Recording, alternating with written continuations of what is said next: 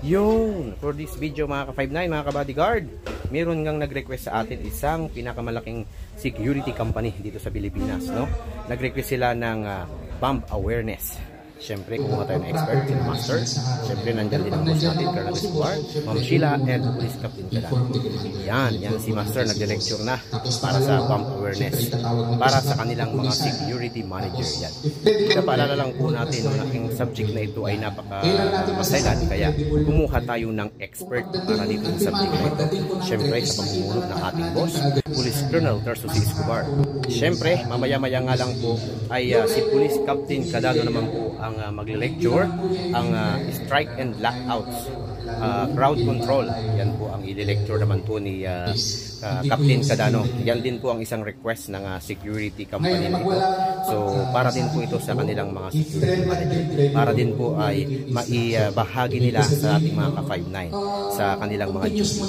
At ang pinakahuling magle-lecture nga po ay syempre ang ating boss, Police Colonel Tarsus Escobar, dahil siya po ang knowledgeable sa subject na ito. Walang iba kundi ang investigation and intelligence.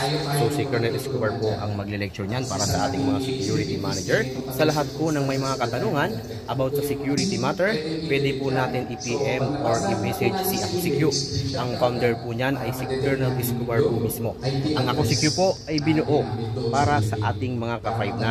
So sa lahat po ng mga katanungan, mga haka-haka sa ating mga ka-59, pwede po kayong mag-direct message sa AkuCQ. Ating founder po mismo ang sasagot sa inyo. Walang iba kundi si Police Colonel Tarsus Escobar. And patuloy po na nag-lecture si Master, ang isa nating expert sa EOD.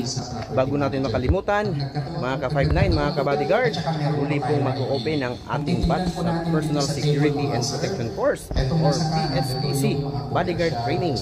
So sa lahat po ng interesado, open po ang ating enrollment and registration. Pasya lang po sa opisina, walang iba kundi ang Postal Security Training Center, 33A Main Avenue, Barangay Socorro, Quezon City. Yan din po ang mga pang-demo na ipinakita sa atin ng mga expert ng EOD. So, dyan lang po nagtatapos ang ating video for today. Maraming salamat at mag-ingat tayong lahat mga ka-59, mga ka-bodyguard.